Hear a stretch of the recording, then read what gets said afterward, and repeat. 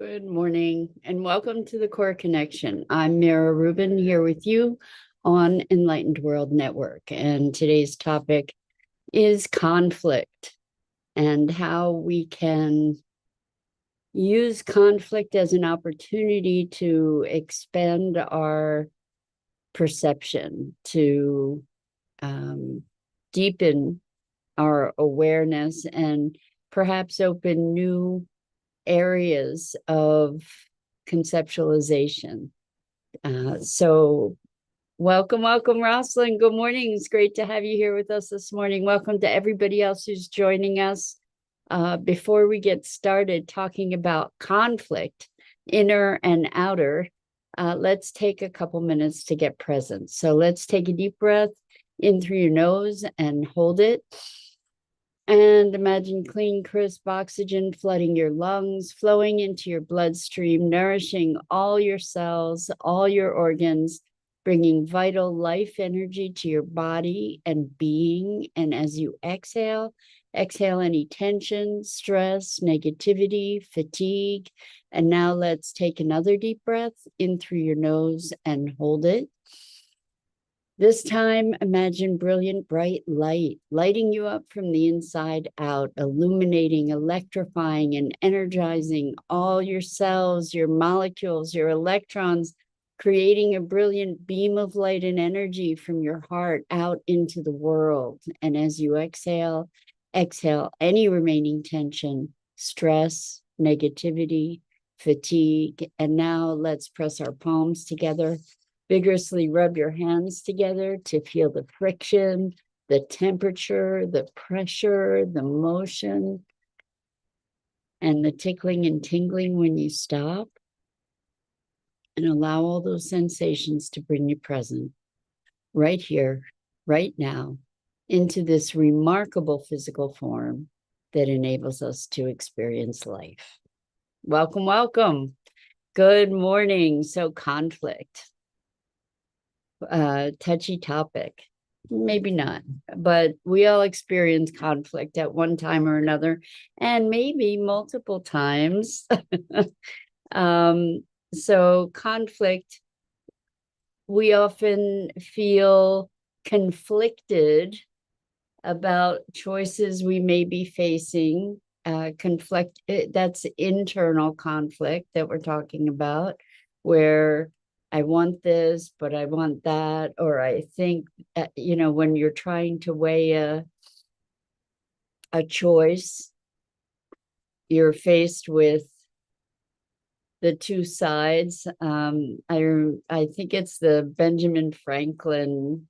I think it's the Benjamin Franklin decision maker tool, where you make two columns and you put pros and you put cons and try and balance something out. And even when we're trying to make a decision and we decide to flip a coin, you flip a coin and then you realize that the thing that came up wasn't the thing you really wanted. And so we have all different ways of resolving conflict or addressing conflict. But the thing that we're talking about today is the opportunity that conflict presents to go deeper. Good morning, Robin. Welcome.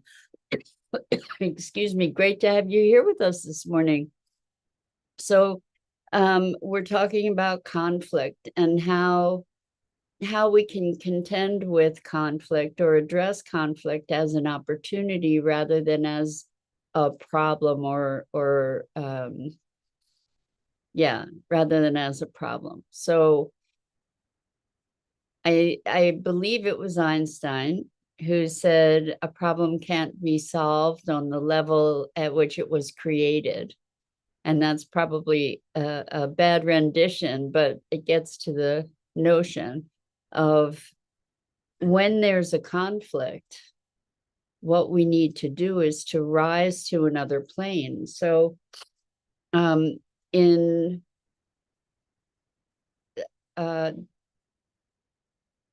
there are certain structures of thinking, of thought, or frameworks that allow us to gain deeper insight into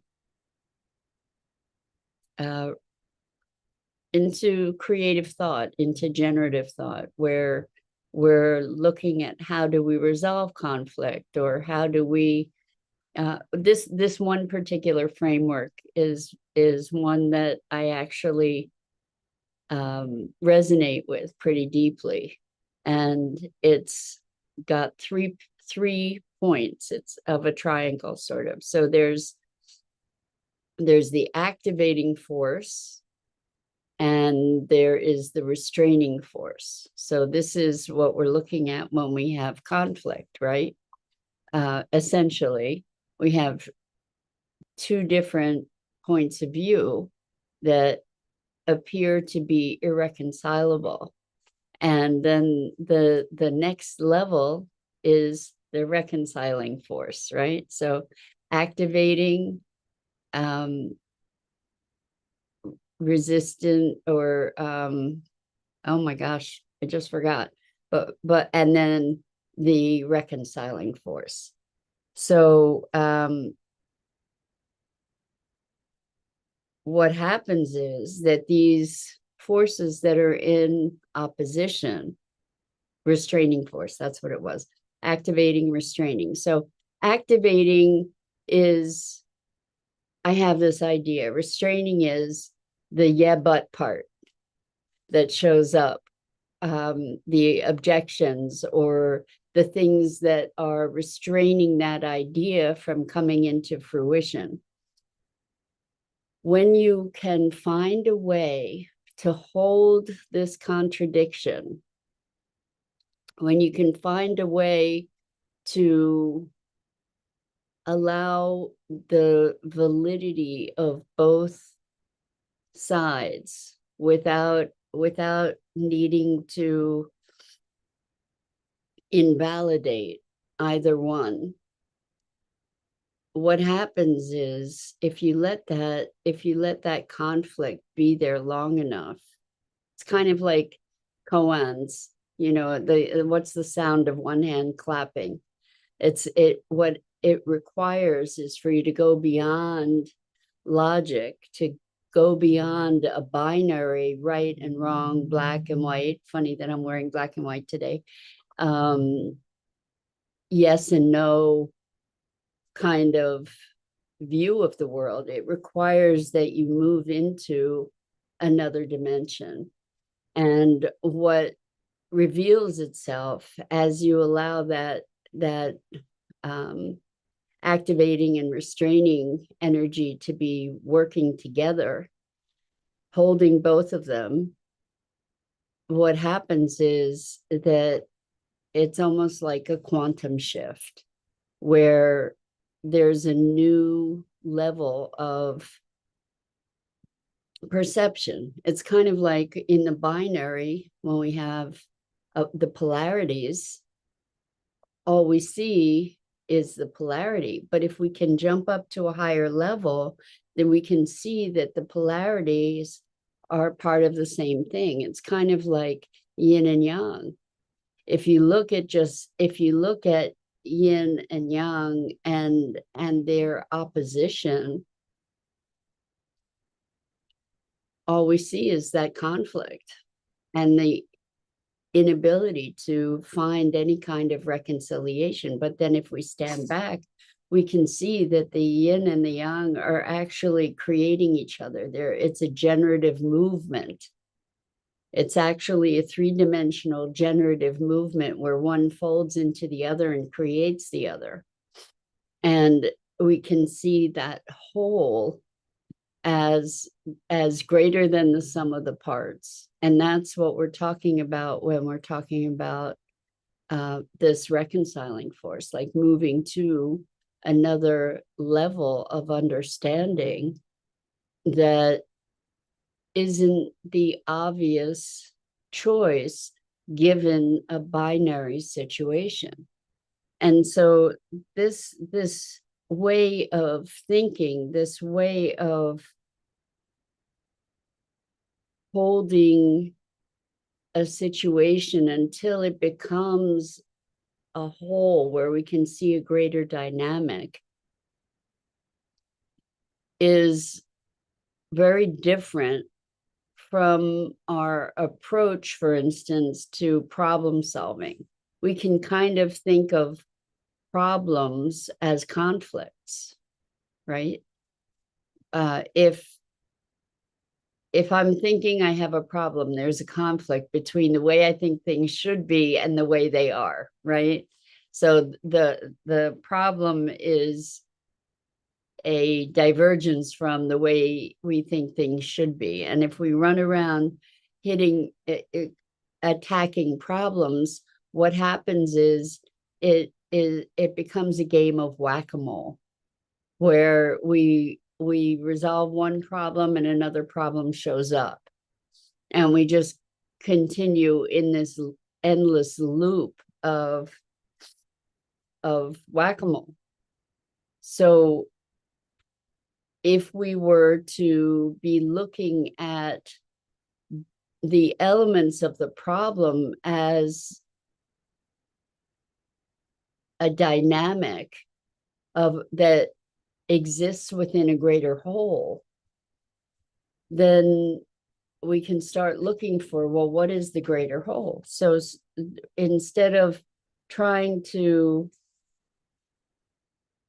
deal with the symptom, we deal with the root cause, is kind of the notion. If we want to take it into medical terms, for instance, if somebody's having an issue with their heart, looking at, okay, well, the heart's going too fast, what can we do to slow it down? We might be treating that, and then there's another problem that pops up because there's a contraindication for whatever we use to treat the heart, right? However, if we stand back and look at the entire system, we might recognize that there's something happening over here that is resulting in the fast heartbeat and also other things. So the same conversation occurs. We've been talking a lot about the limbic system lately, and I've been looking into the vagus nerve more and trying to understand a bit more about our nervous system and the immune system and all of that, because I've had all these kinds of conditions that they were identified as conditions, and then there's approaches to try to treat the individual conditions. And what it turns out is that all of these conditions are symptoms. They're symptoms of a dysfunctional limbic system. They're symptoms of overexcited vagus nerve, perhaps, or that there's a central thing that's unifying all these things. So rather than trying to deal with each conflict and choose sides and be in that binary view, it's like, hold all that and allow yourself somehow to stand or to float into a higher level of perception that recognizes that polarity as part of a greater whole. So I'm hoping this is making sense. So it's really powerful technology. I don't know if technology is the right word, but it's a really, really powerful framework. This activating, and it's so funny that activating, restraining, and reconciling force. It's a really powerful way to be thinking about this stuff. And I've spoken about this with you before, but I think it's something and I think it's something that gets to be revisited until we integrate it deeply, to see, okay, we've got this problem, we've got this conflict, and there's a way that we're thinking about it that is keeping it binary, that is keeping it polarized. And what kind of inroad can we find to move beyond this polarity, to create, so in the way that we've been enculturated in our competitive world, the way that we negotiate is that both parties end up being unhappy about something, right? Because, and that's a good negotiation. Or when we go to court, it's kind of like you win, you lose. We've got this win-lose polarity dynamic about things, and the concept of everybody winning, it hasn't really been something that we guide ourselves with. And so when there's conflict, it is possible, rather than one side winning and one side losing, it is possible that we can find a resolution that wasn't obvious, that actually is empowering to everybody. What a concept that might be. So I've been watching a show on Apple TV called, I think it's called For All of Mankind, or I think it's called For All of Mankind, and it's about if the space race had continued. So it's kind of like an alternate history of the space race. And there was one scenario where there was a face-off between the Russians and the United States, where there were,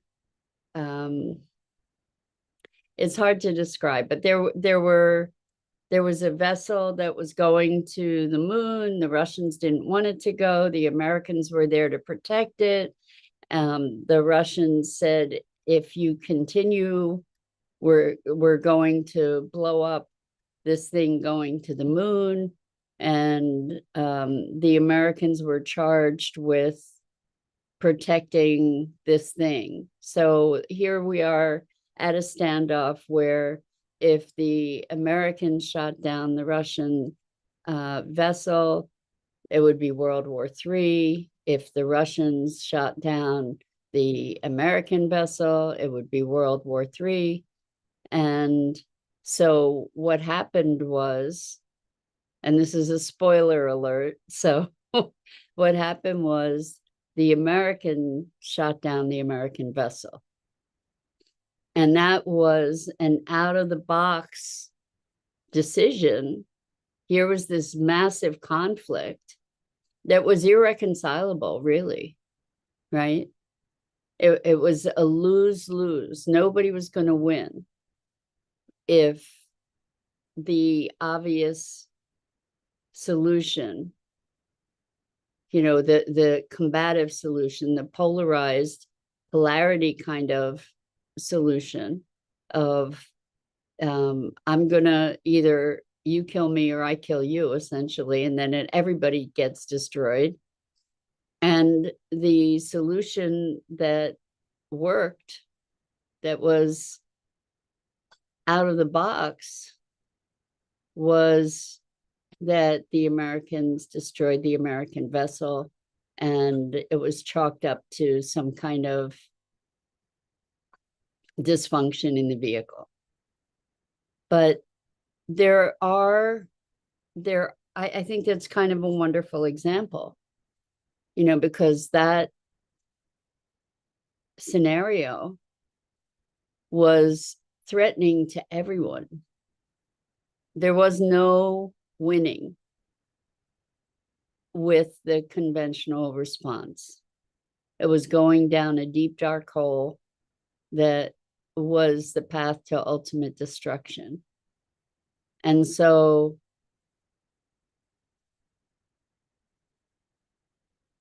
we are in a time where there's so much conflict. We're in a time where we are being called to find bridges that we don't even see.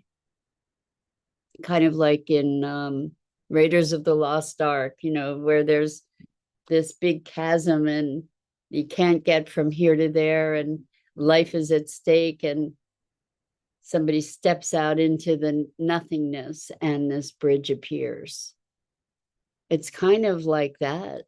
We're in that kind of time where there are so many conflicts, and we are being called to step into another dimension of thinking, another dimension of perception, to find ways to reconcile these things that in a polarity perspective seem completely and utterly irreconcilable.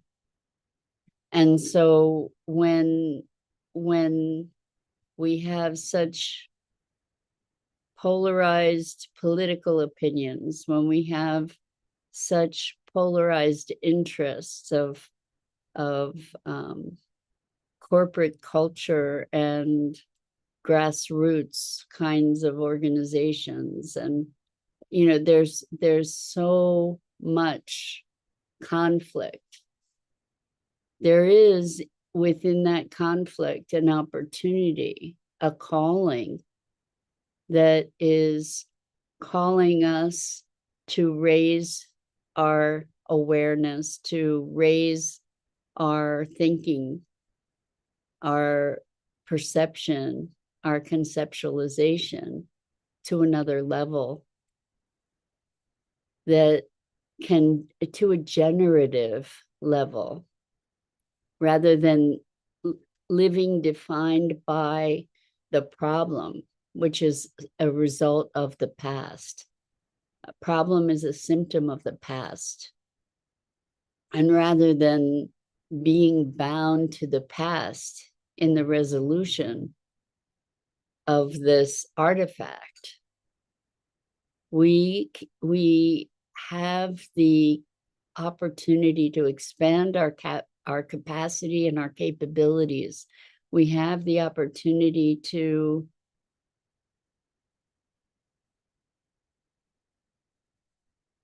be generative rather than reactive. And this notion of reconciling, the reconciling force, brings us to that kind of awareness. And it's so interesting. I've seen the magic of this. It is kind of magic. If we think about quantum physics, what the foundation of it is that things move in an, or this is a vast oversimplification, so forgive me, but things move, electrons, for instance, move in an orbital, they move in an orbital, they're fed more energy, more energy, more energy, they're still in that orbital, and then bam, they pop up to another level. Once there's enough energy that is input into the system, it's not a gradual change, it's a quantum change. It's a leap into another, I think we can say another dimension. And we have that capability in our thinking, in our conceptualization, in our awareness. And we have more and more and more opportunities to be exposing ourselves to that kind of transformation, to be creating the conditions that, I mean, we are in the conditions that allow for that kind of generation, right? The conditions are conflict, conflict, conflict. Well, let's look at, I mean, our old ways of resolving conflict where we say you win, you lose, or everybody loses. That's not been very effective. So we have the opportunity to elevate our approach to these things. So until we can we live with the discomfort of that conflict until we allow ourselves, we hold that conflict to allow ourselves to jump to this place that offers a creative resolution or reconciliation of the opposition so that it becomes a new entity all of its own. So that's the invitation, is to be perceiving conflict as an opportunity. And how can we utilize that? How can we create something that is unitive? How can we create something that is transcendent of that conflict, that's not bound by it, that's not limited to it? So that's the question of the day, the invitation of the day, and that's it for today. I'm Mira Rubin. This is the Core Connection, and I go live here each weekday morning at 9 a.m. Eastern on the Enlightened World Network Facebook page and YouTube channel, as well as my Facebook page. And I invite you to please share, like, follow Enlightened World Network's YouTube channel and my YouTube channel. And the links are in the description. So I'm ever so grateful always for the opportunity to share these musings together. Good morning, Dido. So glad you were here to join us. It is such a privilege, and I deeply appreciate you. So until next time, so much love to you.